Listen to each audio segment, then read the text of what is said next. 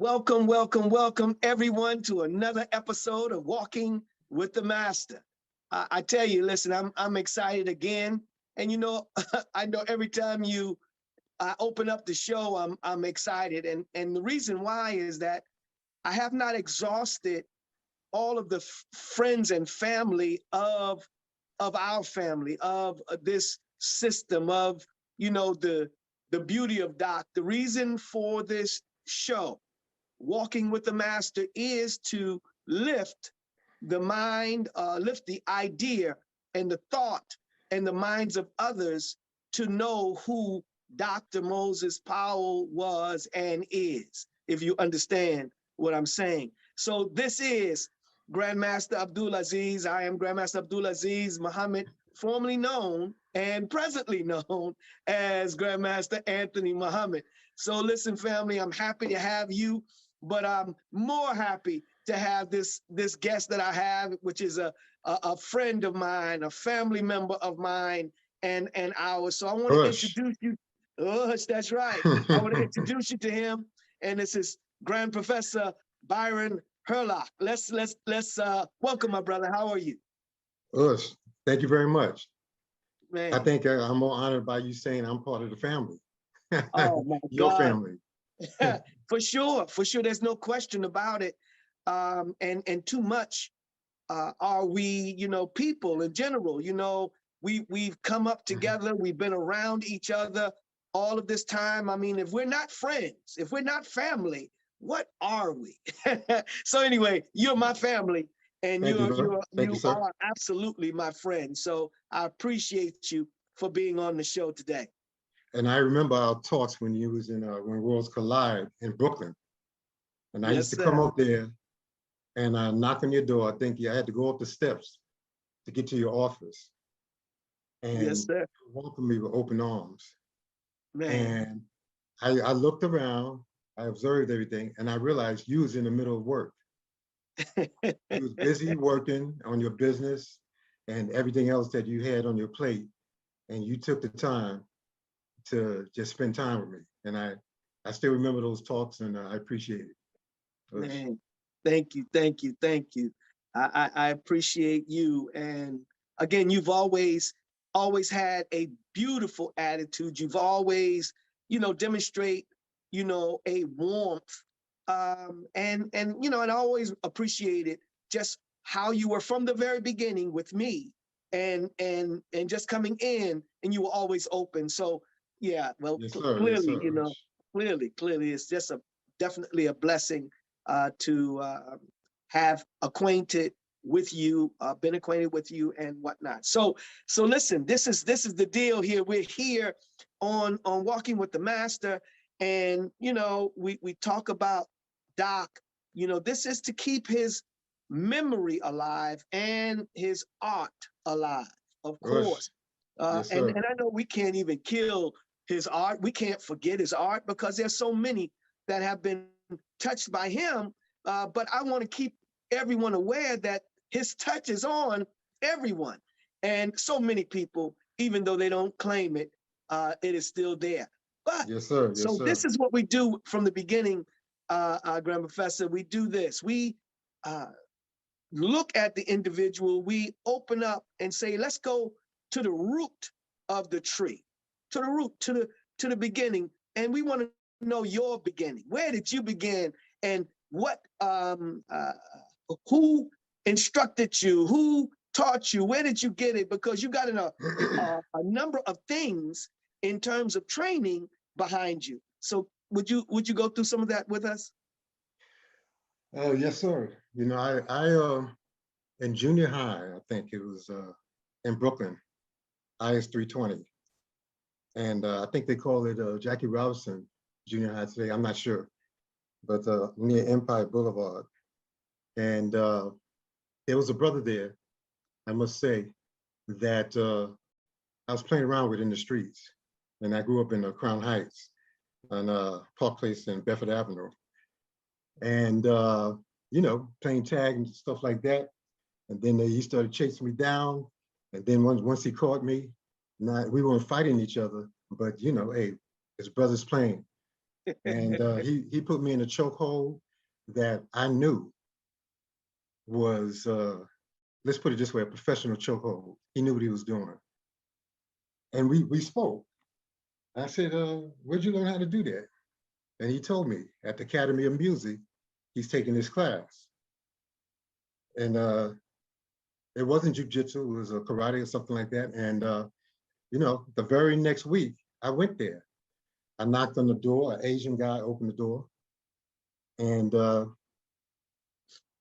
I asked him about how much it costs. And I can't remember exactly what he said, but I went back home to my mother, who was a single parent, raising 4 of us. And I told her I'd like to start taking karate. And he said, well, how much it costs? And I told her. And she said, you must be out of your cotton picking mind. You know? And like I said, I can't remember exactly how much it was. He might have just said $25, but that $25 would go a long way for a family of 5, including my mother. Yes. So the interest was really there. And then they had things like movies coming out, like The Chinese Connection, and then eventually Enter the Dragon, all that kind of stuff. And, you know, we're on the street, we're walking, dressing like we're, you know, martial artists from China and stuff like that. Yes. And didn't know nothing. And so when I graduated from there and went to Boys High School on Marcy and Putnam, this is the old school, and it's located on Marcy Avenue and Putnam Avenue in Bedford-Stuy. And as a 9th grader, I walked in there and I heard that these brothers, and these were high school students as well, they were teaching after school in the basement. And so of course, I went down there first chance I got. And even though they were high school students, they were black belts. There were 3 of them. One we called Big Mike, another one we called Lewis, and the other one was David. Okay, and we actually were calling them by their names. We weren't saying Sensei, whoever, you know. But these guys, and David was, to me, he was the lead instructor because that's the guy that taught most of the time, and he was more serious about getting his information out there and sharing with us. And when I went to that class, you know, by other fellow, you know, colleagues and students in the school, you know, as you know, my moms couldn't afford a lot of things. And there was a guy there, he said, you don't have a gi? I said, nah, you know, I can't afford one, you know, hopefully I'll get one soon. And he lent me his gi. Said, here, you can borrow mine, you know, until you get your own. And basically, that's how it all started. The best part about that, I was able to start. Why? Because it was free. These brothers just enjoyed Big Mike. He was a wild guy. He was a wild guy. So he just wanted to be down there, and he was big, 6 something. You know, Grandmaster Bill knows him well, which I didn't know. And you know, he was like maybe 250 or more pounds, but he was very gifted. But the bottom line is that's where it all started for me in martial arts.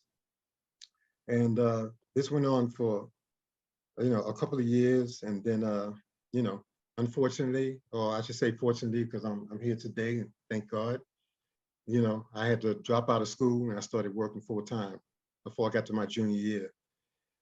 But there was like a 2-year lapse in between that time that everything I learned at Boys High School from a brother named David, and I have to give credit to Lewis and a Big Mike, God rest his soul, because you know, his life was taken away from him too early, that I just trained, and that's all I knew, which was un poquito, very little amount.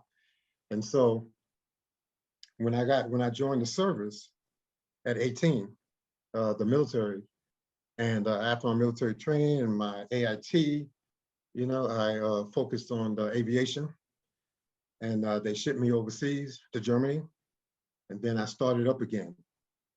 The same thing happened because I'm in there after work one day, after I get off, and we got to get out of the mess hall. We go to the gym in Germany, and I see this brother. He's moving around like martial arts movements and stuff.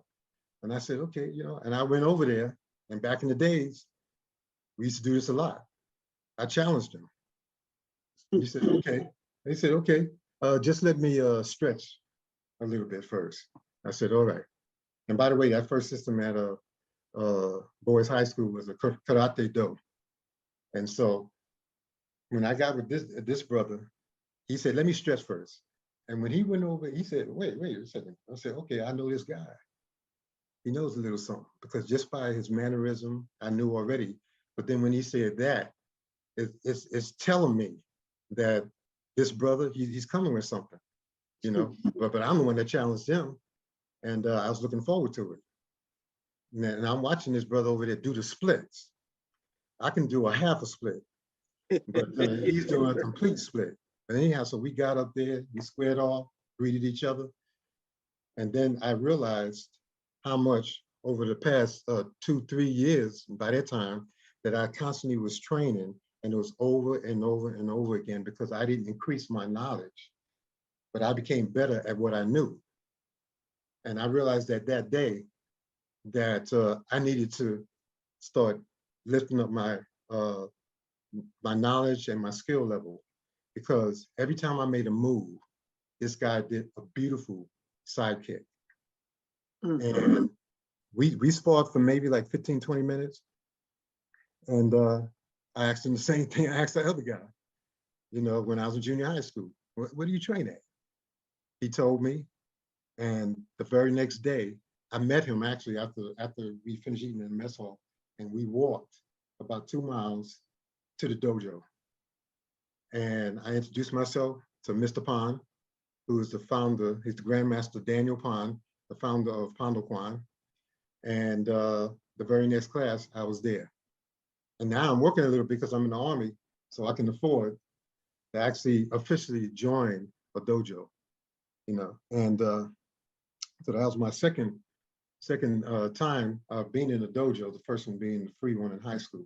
But I trained with him, and started from the bottom and worked my way up, and I earned my first degree black belt from him. And so a lot of times the reason I have been with a bunch of systems is because I traveled. And so when I had left there, because they reassigned me to Fort Bragg, 18th Airborne Corps at Fort Bragg, that's in Fayetteville, North Carolina. And so now I'm coming in as a black belt. I met these other soldiers of mine who were also black belts in other systems. And we got together. So there's 3 of us all together. And we started a dojo down there while we were doing our time in the military. And so that was the first time I experienced having to teach and spread my knowledge. By this time, I had a whole lot more, which in hindsight was still a very little amount. But yeah, so at that time, I had about, maybe we had like 60, 70 students, and they all were soldiers. We trained over there. We got a free facility, and where the Green Berets used to train across the street from Fort Bragg Boulevard. But, and moving on, when I came back, got out of service, and went to college on the GI Bill, which I was looking forward to, because I always wanted to go to college and complete my process. I started, and it was an Old Westbury College, SUNY Old Westbury College in Long Island.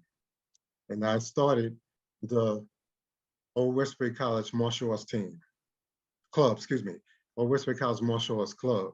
In that club, we had a team. And I was teaching. So while I'm majoring in computer science, I'm also teaching every day except Sunday, except for the final month of each semester, because I had a lot of studying to do for my finals and stuff. But so I was teaching the Karate Do and the Pondo Kwan combined together, and I'm even creating forms, and I have maybe like less than 100 students. But at the time, I'm not charging anything. I'm just enjoying the fact that I'm doing this. I'm a black belt, and to me, from the very beginning, the black belt was the ultimate. I didn't start learning about these degrees. I heard of them, but to me, if you got black belt, then you had basics to where you can soar if you continue to train.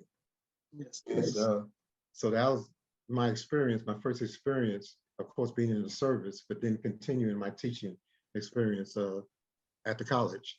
And so it took me 4 years to get my degree, but I spent 5 years there because I came back another year just to continue teaching. And then while I was there, I want to backtrack just a little bit. My one of my best friends who's in my fraternity, I grew up with him. He lives right on the corner of Bedford Avenue and Park Place. His name is James Kane McQueen. And I didn't know he was a martial artist and vice versa. But I mean, he started like when he was like 9 years old or something like that. And he was a part of the Sanuka system as well. And I know that when he got older, I'm jumping a little bit, but he got a lot of his teachings from Master Bryant, who lived in Long Island. But he started out in Hung Gar, Kung Fu. And eventually he did bring the Jiu-Jitsu and Hung Gar together. He started his own system in 1977. But by the time I found out, which was 1980, that he was a martial artist, because he came up there as a fraternity brother and wanted to meet the martial arts instructor on campus, which was me. And so when a mutual friend of ours introduced us, we were laughing, we're smiling, and the guy's like, why are we smiling at each other? It's because we grew up together as kids, you know, as babies. And so we embraced one another. And he said, I didn't know you trained. I didn't know you trained either, man. Come down to my class. The very next day he was there. And so he was there, and he was helping me teach, and it was great. And by the way, this is his system right here. And so it's Kyo Jiu-Jitsu, you know, that later on, as we started training, maybe like 8 years later, he wanted me to come on board and, you know, help him continue to create this system. And he said, I want to make you founder. I said, as far as I'm concerned, there's only one founder, and that's you. You know, but he said, hey, how about chief instructor? I said, that's okay. You know, but I want you to get all the credit because it was your idea that you came up with. And so, and the reason I started want to mention this brother, Grandmaster James McQueen, and Kane was his nickname that was given to him when he was a kid, because he always was a martial artist. And they got that from the TV show on TV, you know, Kung Fu, I think it was called. Kung Fu. Yes, Yeah. Kung Fu. And so, you know, I just went to him one day, I'm still in college, and I said, hey, Kane, he said, I would like your permission. And it sounds corny, but this is exactly how I said it. I would like your permission to be your student. You know, because before that, I mean, we were equals, but I clearly saw that we were not. This guy's skill set and his knowledge of the martial art was so much superior than mine. You know, I mean, I wanted to steal from him. I wanted his permission to be a part of this. And by this time, he's already talking about Master Brian and Dr. Moses Powell and Master Glenn and Master Kim and these brothers that he trains with that comes out of Sanukas. And I'm just hearing this name here. And he said, sure, brother. And you know, he's a big guy, but he has a high-pitched voice. Sure, brother, I have no problem with that. And so after that started happening, I started training with him. Not training with him, but learning from him as a student. That's when we started getting into mat maneuvers. And so, yeah, I was getting these the self-defense techniques along with the mat maneuvers, the flying rollout, and all that good stuff. And so that's like the third system that I'm becoming a part of. That you know, it's a part of me today. And when I graduated, and by this time, one of my students who I introduced him to, they eventually started dating and they got married. And so when I graduated from college, and I'm out here in Brooklyn looking for a job, and eventually I got one at Chemical Bank but those you who do remember, that was before Chase. Oh, yeah. Chemical and Manny Hanny and all that merged. But Chemical Bank, I started working there. And I continued to train because he lived across the street with me all my life. And just him and I and a couple of other brothers. And, you know, eventually it got to the point where he wanted me to be his chief instructor. And I told you about that already. And so he got married on me. He married this beautiful young lady who used to be my student. And they moved to Mount Vernon. And I said, oh, you know, so what am I going to do now? I mean, you're all the way up there and we can't connect as often. And so in the meantime, I actually went and trained with, at the time I called him Sensei Ali. He teaches ninjutsu in off of Herkimer behind the post office in Brooklyn, where the Aikido school used to be. And Okay. yeah, so it's Grandmaster Ali today. And that's how I met Ronald Duncan, because that was one of his students. And I trained with him for 18 months.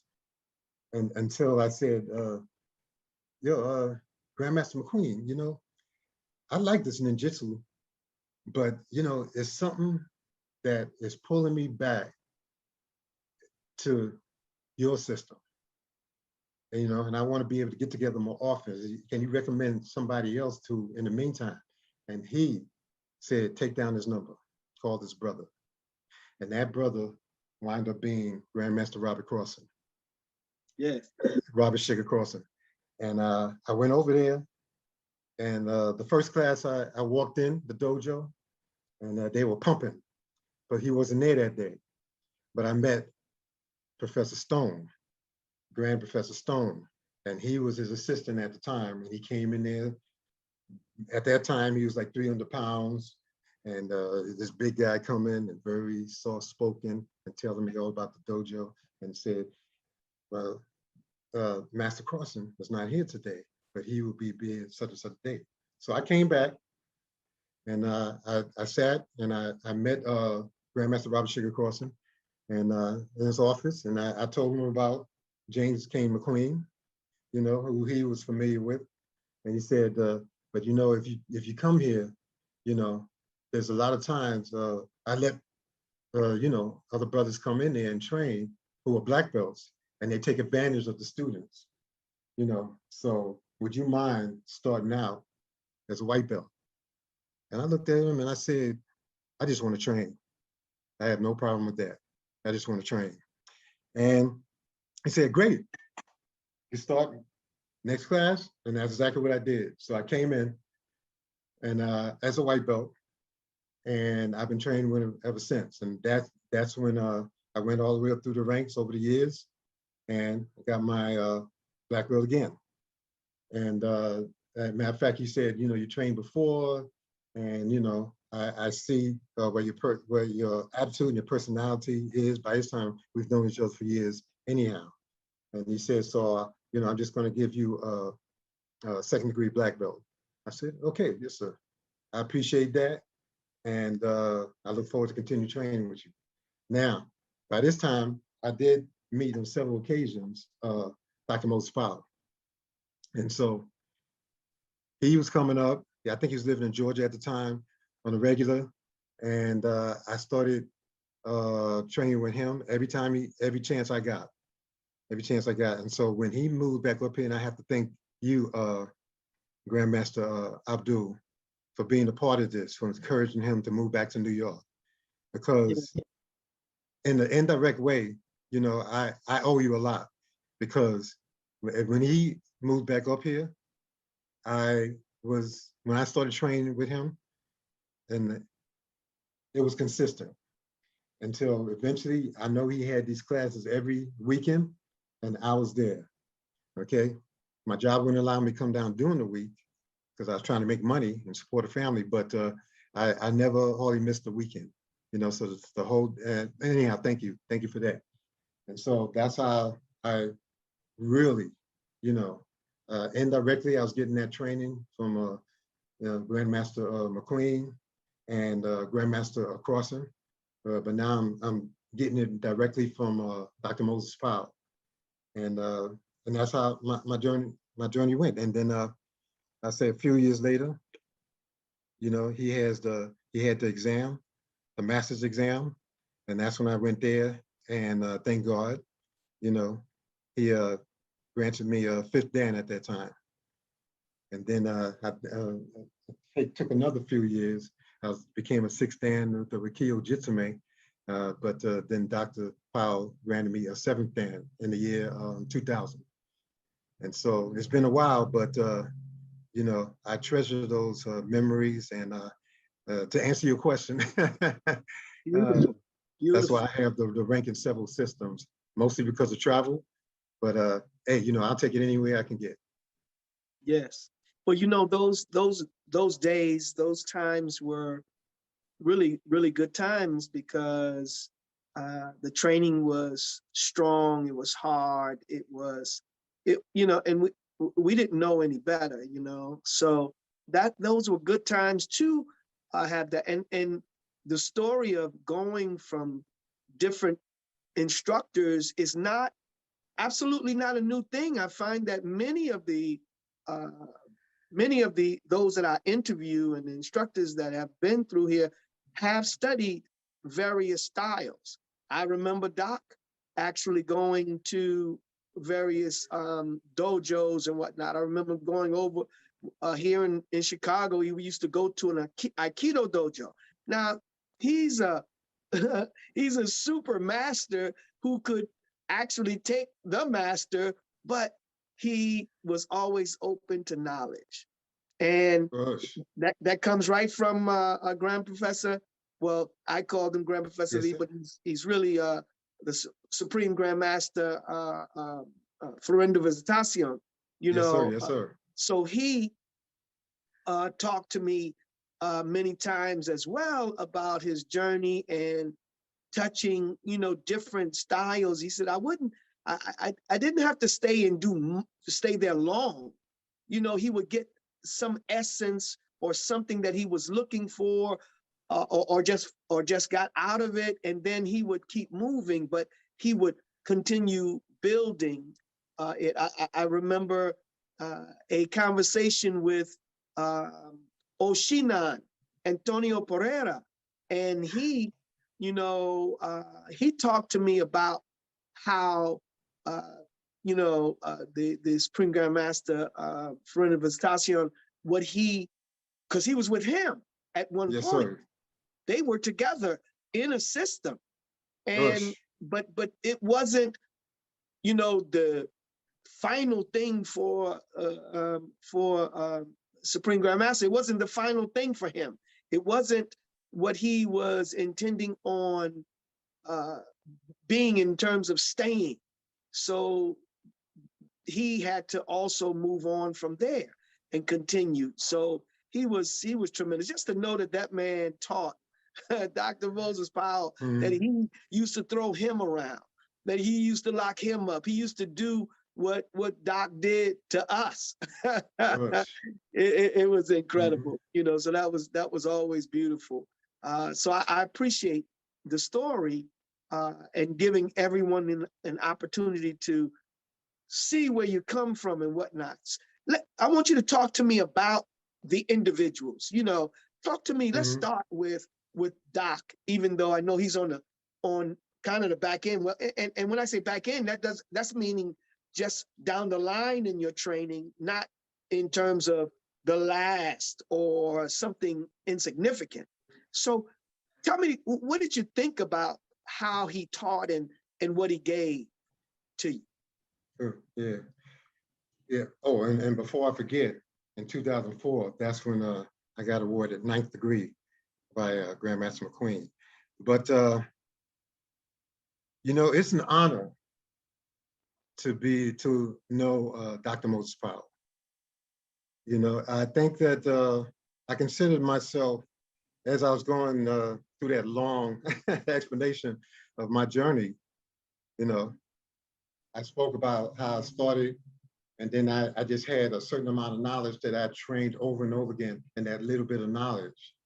But then I, my level of skill set, or as a martial artist, raised when I went to Pondoquan, and then it raised up again when I started training with the uh, Grandmaster McQueen, and it raised up again with Grandmaster Crossan. But I got to tell you that Dr. Moses Powell, it's a feeling that I was unfamiliar with, because after, you know, I had some techniques, I had the movements, but I could do that exact same technique, the exact same movements. But when Dr. Powell walked into the room, it's like my skill set I just felt like I knew a whole lot more. I felt more superior to myself, not to anybody else, but within myself, I felt like, oh man, I am a warrior. Man, that's beautiful. That's the way I felt when he walked into the room. And I suspect I wasn't the only one. That's right. I think that everybody in the dojo, their skill sets raised up. It's like going to war, and Dr. Moses Powell is the general. And we're about to fight our enemies, and they're in front of us, we're ready to roll. But then all of a sudden, the general, Dr. Moses Powell, he walks up there on that mountaintop and you see him, and now it's like, you can't lose. You're gonna win this battle. And that's the way I felt when I started training with him directly. And he started showing us the move, and I wasn't sure if I got it all right. And I used to try to have photographic memory. And then I used to count a lot. And so I knew that when he came, 1, 2, 3, 4, 5, 6, I had to count in my head because I wouldn't remember. I wouldn't remember his movements sometimes, and I'll have to count. And I'd say, well, I see what he did, and I know it was 6 moves. You know, so if I went there and it was 5 moves, I missed something. You know, and his hands, you know, it's like, this is Dr. Moses Powell's hand, here's mine.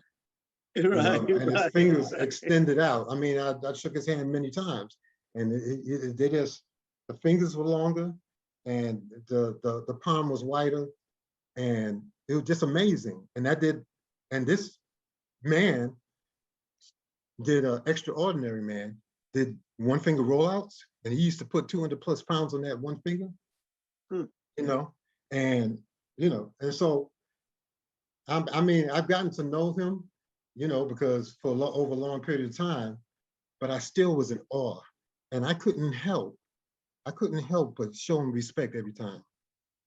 I didn't think about it. It just, that's the way it happened. And we used to be sitting sometimes with Grand Professor Stone, and I would go to his apartment, and he would invite us up there, and we'd just be sitting down talking to him sometime, and in a relaxed environment in the living room. But I couldn't help but show him the utmost of respect, you know, because, I mean, that's Dr. Moses Powell, you know, and he really lifted up my skill set as a martial artist in every way, including spirit. You know, I want to say to you that the description that you gave is the best description that I have heard yet. I mean, when you were just giving the description, it made me feel him again, just now. That was, you described it perfectly, that he made you better just by being present. Yes, sir. He made you stronger. And a scripture came in my head, you know, not by faith nor by might, but by my spirit, saith the Lord. So it is his spirit walking in the room made you feel secure. It you know, anybody who had an attitude, you know, camouflaged that joker when he came around. You know it like a poet. Yeah, so you know, uh, beautiful description of Doc and how he made you feel. Because yes, you're right. He made many of us feel that way, and you couldn't feel like you were greater than. You just couldn't do that in his presence. Rush. And you know, and that reminds me too that some today, because it appears that he's not present. Of course, he isn't physically, but some people believe that they have a stronger presence. But then there are also those who have gained strength because of him I and know his exactly what you're talking lack about, of sir. being present. So Yes, yeah, sir. Yes, yeah, sir. that's beautiful, beautiful, man. Thank you for that. Yeah. So that's on Doc. What about, you know, Grandmaster Robert Crossan, man? He was the man, the bomb. I mean, so talk to me about him. How was he? Tell me about him. uh, he is. You know, he's genuine and martial artist, and you know, I trained under him for 7, 8 years, something like that, and until I started with Dr. Powell full time. But he has exceptional skills as well as far as gymnastics, and he got the speed. He has speed and creativity. Yes. There's no doubt about that. And he loves to have good endurance, excellent endurance. When I went there, there's no doubt everybody there, you know, was and you know doing their cardio and getting that endurance up for the muscles throughout the body, from the tip of your head down to the quadriceps, down to your feet. You know, the muscle memory was there as far as doing that calisthenics and having their endurance. And one of his models that I use as well is your uh, endurance is your insurance. Right. Yeah. Your endurance is your insurance, because he would tell this story several times over the years that if you got 10 people chasing after you, you know you can handle one at a time. But if they're chasing you, you can stop, slow down a little bit, take care number 10. Now there's 9. And they say, we're gonna get them, we're gonna get them, we're gonna get them. And then they're chasing you, but they're getting more and more tired. But you got Right. the endurance to keep going. Then you can start and take care of number 8, and then number 7, number 6, the same way, you know. And you know, that's something that I have to give credit to him that has helped me to, you know, improve on my endurance as a martial artist, as a human being, you know. And to this day, and this is like 1985, I think I started training with him. To this day, every New Year's, they had the New Year's workout. You go there like, I don't know, maybe 8 o'clock in the morning, 9 o'clock the latest, and we have a 3-hour workout.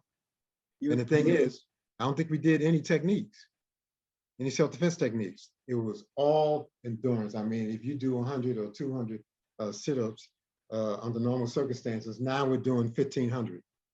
And then the next thing, and oh man, it was.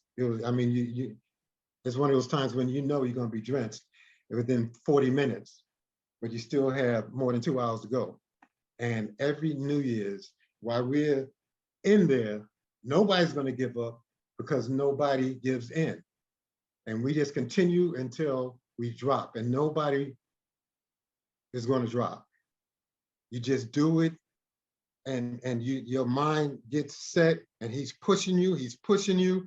And the thing is, when you look up and you see him and he's still doing it, and he's older than me by like 3 years, and I say, I can't give up. Grandmaster Carson's not giving up. And he's not sweating half as much as I am. But Right. and so I'm describing that New Year's workout, but that's how his whole workout was. You know, when he's leading the class, it's all about endurance. And when you're doing the techniques, you know, that it comes a whole lot easier by the time we get to that. and he loved, as you know, he's a gymnast. And so that's where I got a lot of my smoothness from, you know. Well, I shouldn't be giving myself that credit, but, I did improve on my mat maneuvers as a result of that. And Yes. so I definitely got to give him credit for that. And so he's amazing. He's an amazing instructor, but I want to say brother first because, over the years and, it's been a long time since the Shigaroo dojo was open in Brooklyn, but we've kept in contact and I have a good rapport with him. And I have to give him the credit. And I know he was there when Dr. Moses Powell always used to look at him and say, "That's my firstborn." He would say, Lumumba was my first champ, and Carson was my firstborn. Not taking anything away from Soapy Littlejohn, but that's a quote from the doc himself that he would say. And if you didn't know those brothers, and you were visiting or you just came for a seminar and you hear the doc say that, then that lets you know. You can look at Grandmaster Robert Carson and say, oh, okay. He's one of his firstborn. I've never seen him move, but I know he can't be messed with. And so, yeah, and all these brothers, including Grandmaster Robert Carson, I thank them wholeheartedly for opening up to me, as well as you, when I came down to train, and allowing me to steal some of your moves and your techniques, and it was okay. Yes, sir. Yes, sir. Beautiful. Now, thank you for that. That's another beautiful rendition of another superb instructor. Now, how about your other instructor who, and you had mentioned as well that you had been recently, or at some point, you had made ninth under him. So yeah, that was 2004. 2004. So yeah, tell me about him again. Well, James McQueen, him and I grew up together. We're both Aries. We're 3 weeks apart. I'm the older one. And he started training at 9 years old. And him and I in elementary school didn't run in the same circles. By the time we got to junior high school, I went to IS 320 at the time, as Jackie Robinson today, I believe. And he went to Lefferts on Empire Boulevard, junior high school. But we both wind up going to Boys High together. And I was on the JV football team. He was on the varsity. And like I said, I didn't know he trained. And remember, he's like 13 or 14 years old as a freshman, and so am I. And I'm starting out in my training at 14, 15 years old as a freshman. He'd been training years before that. But I didn't find out he was a martial artist until I went to college. And we were introduced because we were both in the same fraternity. And by the way, for those who've seen this, this patch, one reason why the colors are purple and gold is because him and I are both in Omega Psi Phi, and the colors are purple and gold. And so even though it has a totally different meaning from the patch of the gold and the purple, than it does the fraternity, we decide, hey, we're both Omega men, and we like that, so we're going to keep it at that. Because he asked me, should he change the color? And I said, no, we're both Omega men. Let's keep it like that. So that's right. Those know their history. That's what that's about. You should have threw it up now. You should have threw it up. I'm in my 60s and I still be balking, man. But yes, hey, it's all fun. It's all fun. That's awesome. That's great. That's great, man. That's yeah, I thought, I gotta say that, he's not gonna mind me telling you this, but Grandmaster and Kane, like I said earlier, they gave him Kane as a much younger because of that TV show, and he always did martial arts, but he liked that name. So he used to try to mimic as much as possible Dr. Moses Powell, as we all want to do. We know we'll never be him, but that's how we learn. And he used to try that one finger rollout. He used to try it. I'm saying it. Everybody knows. You can talk to him about it. Yes, sir. He used to train on that over and over again, trying to get that one finger rollout. He's a big guy too, you know, and he was maybe 305 at one time. And oh yeah, and he was coming close. As a matter of fact, I think a couple of times he may have gotten it, you know, but just like I told you how I feel from within about Dr. Moses Powell, so did Grandmaster James King McQueen, you know. So I share that with people, but he has the utmost of respect. This is everybody I know for Dr. Powell, you know, but he was trying that one finger rollout. Oh yeah. Man, that's good. A big guy like that, and be able Yes. to kick above my head and things like that, just like Michael Black, Professor Black. Oh yeah, gifted brothers. Yes, yes. And you know, that's great that you even mentioned Professor Michael Black. Beautiful brother, big man, and he was smooth. I mean, he was one of the closest in terms of moving and looking like Doc, in terms of his stature, and his movement was really beautiful. Hey, so taking like this, tucking his shirt in his pants, looking around. right. He did it all. Yeah, he used to do it. Oh, Yes, sir. what can I do for you? Oh yeah, oh yeah. And hey, to tell you the truth, he was mimicking the Doc too. Okay? Yeah, I It may know. have I been know. subconsciously, but you know, it would come out. Even Dr. Powell's wife, Gina, she mentioned that to me one time. She said, "Look at Black. You know, he's moving just like the Doc." And I just looked over there and I said, "She's right." Yes. You mentioned you know, when you were in college up at SUNY, you mentioned some of those who were up there. Can you talk about mention them again, or whatever relationship you had with them? Because I remember some things up there. We've come up there with Doc for seminars, and it was, who brought us up there, or him? Mhm. Brian, right? Master Brian. Oh, Master Brian. Yeah. Yes. Master Brian, Grandmaster McQueen, he spoke a great deal of him, and he trained under him directly for many years. And I think a lot of the techniques, even though maybe had been created by him, but he got a lot from Master Brian. And I think one of Master Brian's, I'm just gonna say relative, I wanted to say cousin or something like that, was a guy named Master Glenn. And he also had another one, Master Kim. These guys were already, when I met them, you know, maybe a third or fourth degree black belts, and wearing hakamas. Yes. You know, because I didn't start wearing hakama until much later. But they would come up there periodically and train. But it was my school that I started, Westbury College Martial Arts Club.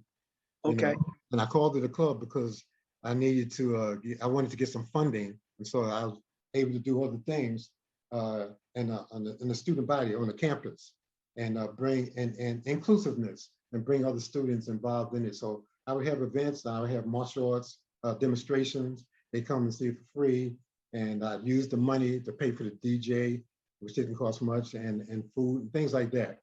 Or I'd have roller skating on campus, and I hired this mobile truck to involve the other students, and it was sponsored by the Martial Arts Club.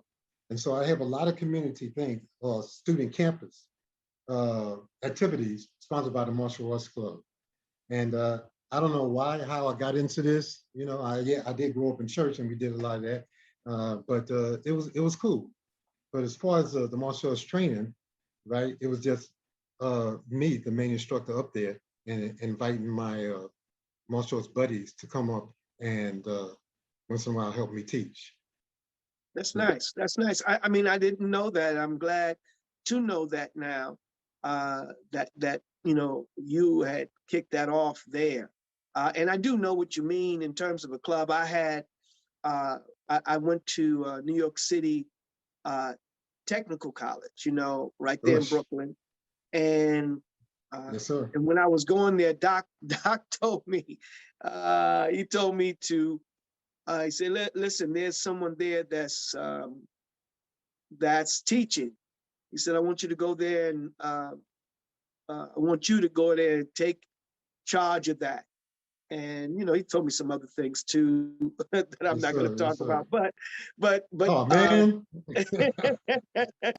but I did go there and take that. But so I had to start up uh, for the following semester or school year. I had to start up the club myself, and you had to get Gosh. a professor who would be your mentor in it. Mentor. Yeah. Mm-hmm. So and they would you know approve you, and then you could get your funding and whatnot from that. So yes, I Yes, had sir. one as well. So and I Oh yeah. loved Yeah. it. It Yes, was sir. beautiful. Oh yeah. Indubitably. Indubitably. Yes, Yeah. sir. Yes, sir. But you know, I have. I want to share with you some gifts that Dr. Powell had given me. Please. One is a book at Dr. Powell read this book. It's about Mariah Yeshiva, Aikido, and Yes. he wrote some personal notes in there. Okay. And one day he just gave it to me. He said, "Here, Beautiful. I want to give you this book."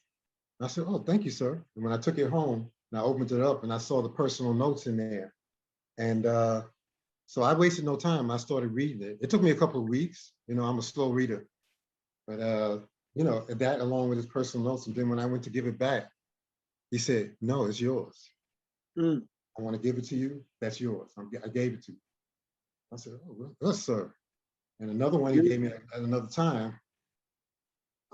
I like to call this the boomerang. Yeah. Yeah. you know? And he went in his bag and he pulled it out one time.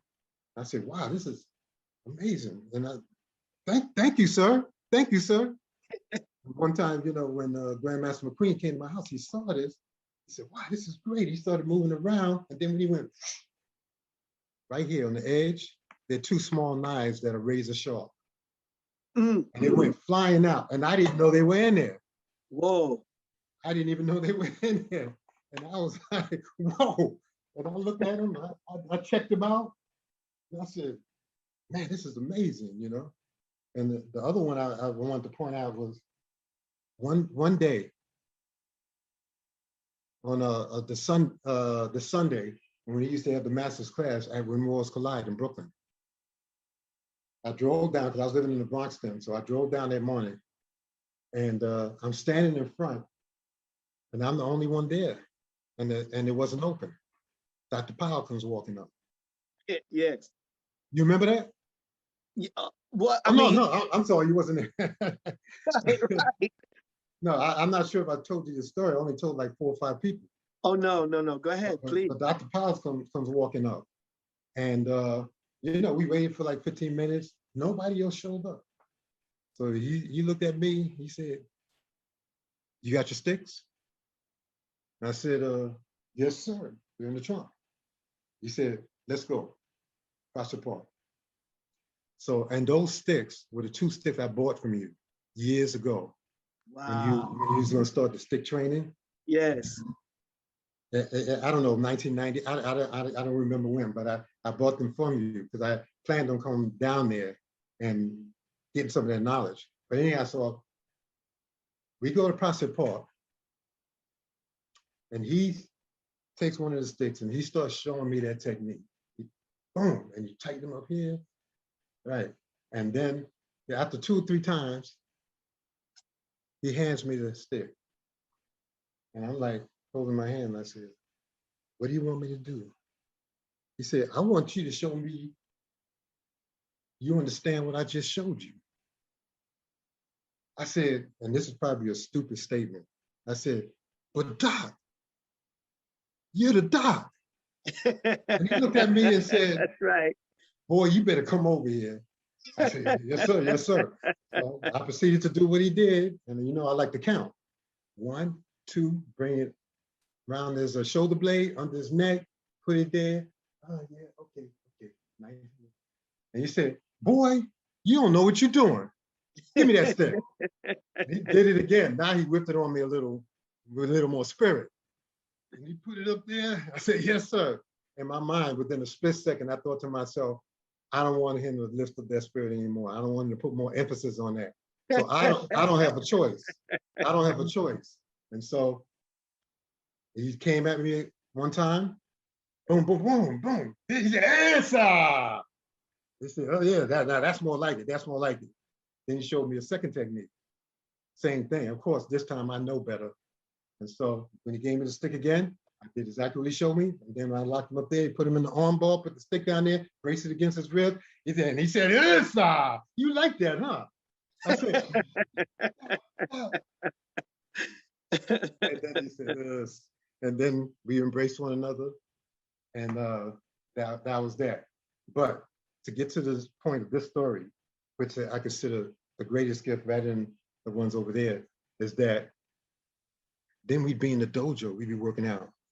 By this time, it's like Vanderbilt and something like that. We were training at. And either I'm the uki or I'm on the mat, or I just catch his eye and he catches mine. And he whispers to me, I did that for a reason. And I'll say, sir. And sometimes it would just be a nod, because this happened all the way up until he was not on this earth anymore. And once in a while, we would catch each other's eyes, and he would like, give me the nod. He said, I did that for a reason, or something to that effect. And I knew exactly what he was talking about, that moment when he actually did that to me, because he knew I was so honored. And I felt such spirit and us bonding in a way that I'll never forget that feeling. And I noticed sometimes, once in a while in the dojo, he may have done it for you, I'm sure he did. He gives you that same look. Or somebody else in the dojo, because I noticed it. And when he did it to somebody else, right, I knew that they had a connection at one time or another. And it could be more than one time, but you made a connection with Dr. Moses Powell at one point, when he goes like this, and he says, I did that for a reason. I'm sure it wasn't the same thing he did with me. Maybe or maybe not. But it's something that filled you with such joy and good spirit that you'll never forget. And all he had to do, every time he nodded you, he wasn't saying that. But you knew when he looked at you, he nodded or gave you a wink, or he said, I did that for a reason. Then that brought me back to that moment. And I'm sure other people that he connected with, it brought them back to that moment.